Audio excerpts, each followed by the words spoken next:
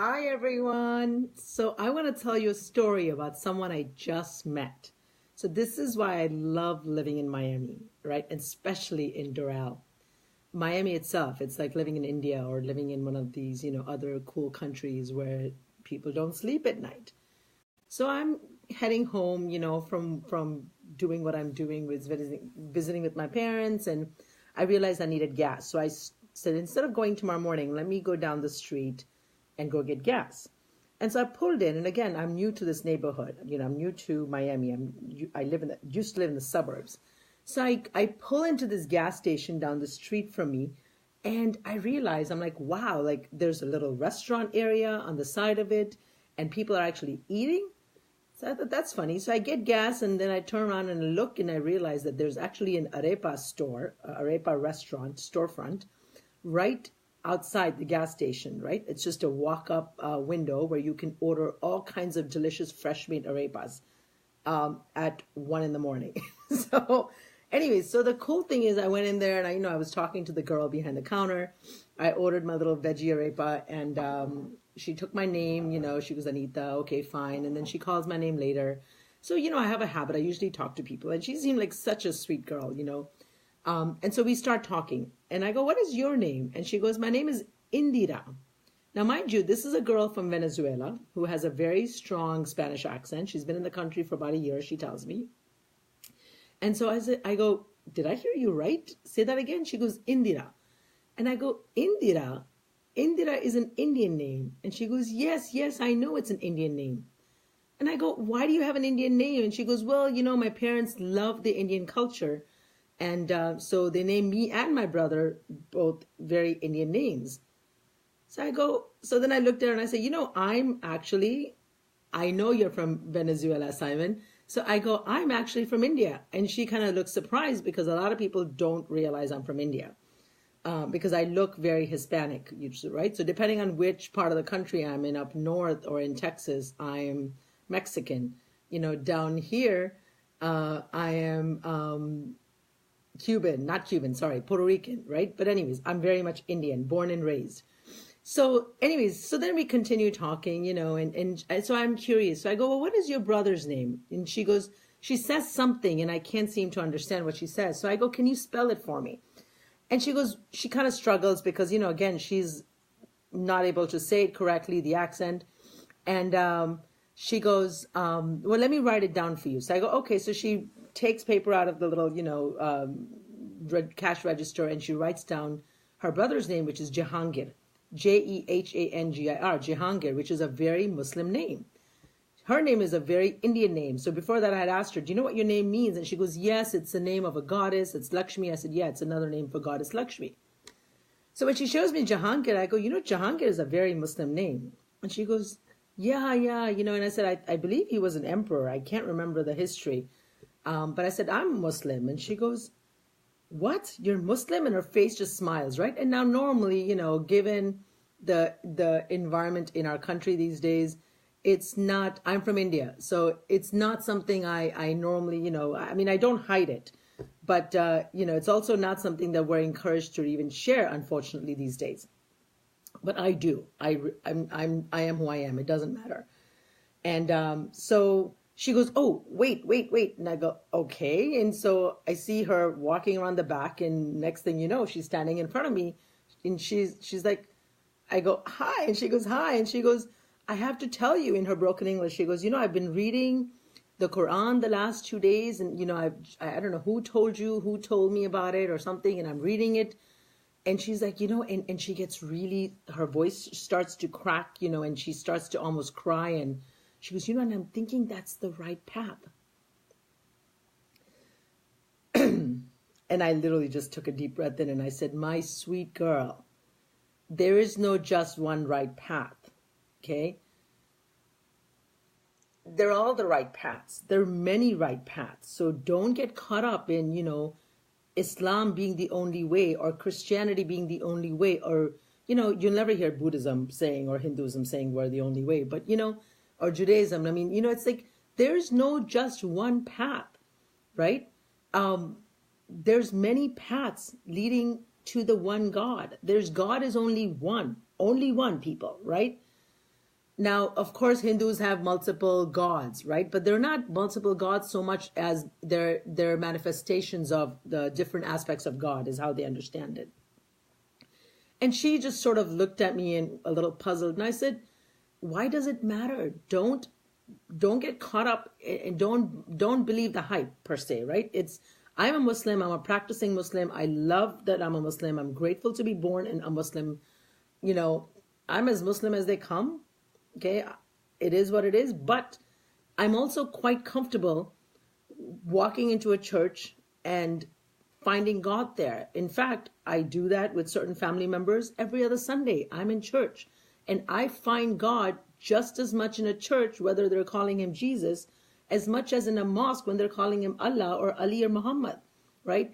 And I've been to Buddhist temples and Hindu temples, and I'm just as comfortable feeling the presence of God there versus anywhere else. Because again, the relationship one has, not just me, the relationship one has with God is from here to up there, right? It's the direct relation connection that one has to God.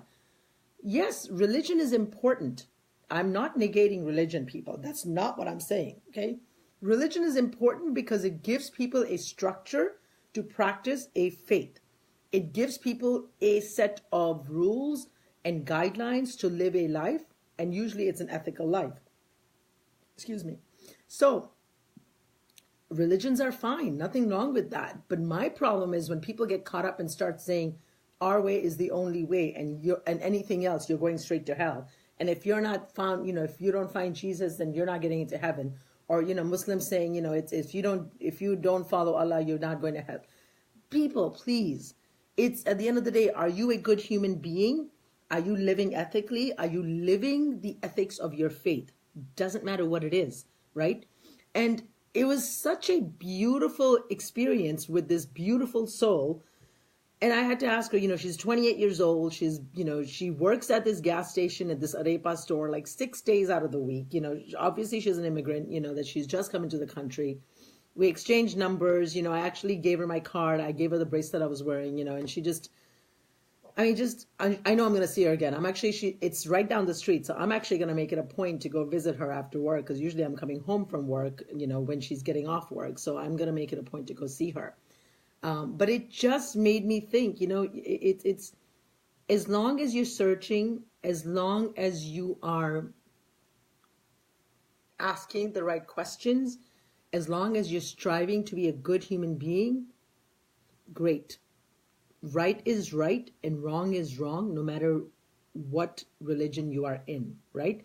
And if you really study the major religions of the faith, as I have extensively, I've been studying that since I was in college.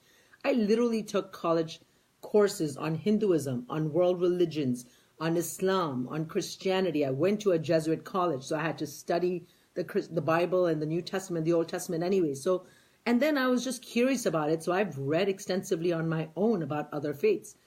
And I'll tell you that what I've discovered is that the universal commandments, for lack of a better word, right? The universal principles of all major religions are the same. The same, people, okay?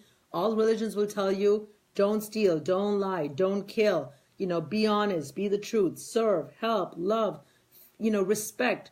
The basics are the same, okay? The difference comes in when it is, some of the applications are different and the rituals come in, but the rituals a lot of times are also dictated by the culture that the religion is practiced in. And rituals is what I have trouble with. Okay, I don't care for rituals. I'm not a big fan of rituals. I'm respectful of them because I know that it brings people peace and joy, but I'm also kind of a rebel without a cause in that, where I don't like to be told what to do. I don't like to be told that it has to be a certain way. I'll respect it, I'll go along with it, but it just, I like to find my own path. But at the end of the day, the bottom line is, people, it's spirituality. We are souls having a human experience, not the other way around, right? We are spiritual beings having a human experience. We have a body. We are a soul, not the other way around. Let me repeat that. We are not a soul. We are not a body with a soul. We are a soul that we have a body in this lifetime, right? And when we die, and everything that lives dies. Bottom line, everything dies, right? What is left? Your soul, correct? So when we die, our soul continues on, our body's left behind, just like, a dress that you wear or a shirt that you wear that you drop at the end of the day. At the end of the day, you put a fresh pair of pajamas on or whatever, and you start again. That's kind of how lives are, in my opinion, but that's a whole different conversation. And I actually have done a very long video. One of the first videos I've done was on, I think I've done one on death and dying, and one on soulmates, and one on, all kinds of stuff. So anyways, I hope this has been helpful. Let me quickly see what some of the comments are, because I know there were some comments. Let's see. Hey, Spud, nice to talk. Nice to see you. We used to work together. Haven't seen him in a while. Let's see. Anil, I am from India. Sam. Sharmin Aziz, I'm judged by my own people. What do you think about that? Well, listen, I think I did a talk on judgment, right? People are going to judge you anyways, no matter what you do and who you are, and no matter how perfect you are. I mean, every saint was judged. Simple as that. Every saint was judged and crucified in their time. We're not even saints, so expect it.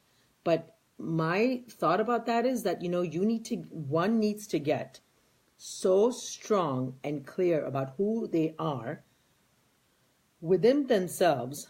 And once you recognize that the approval you're seeking has to be your own. And once you love yourself so fiercely, yeah, other people's opinions, kind of matter to a degree, but you get to a point where you tune them out. You just tune them out. Because again, my theory is, as long as you can look in the mirror and you like who you are, good enough. Simple as that. As long as you can meet your maker and you can feel good about, and you can answer for who you are and how you're living your life, who is anybody else to tell you differently? Anyways, I hope this has been helpful. As always, if this has been helpful, please go ahead and share and comment. And I appreciate you giving me your time and attention. And take care and God bless. Mwah. Lots of love. Bye.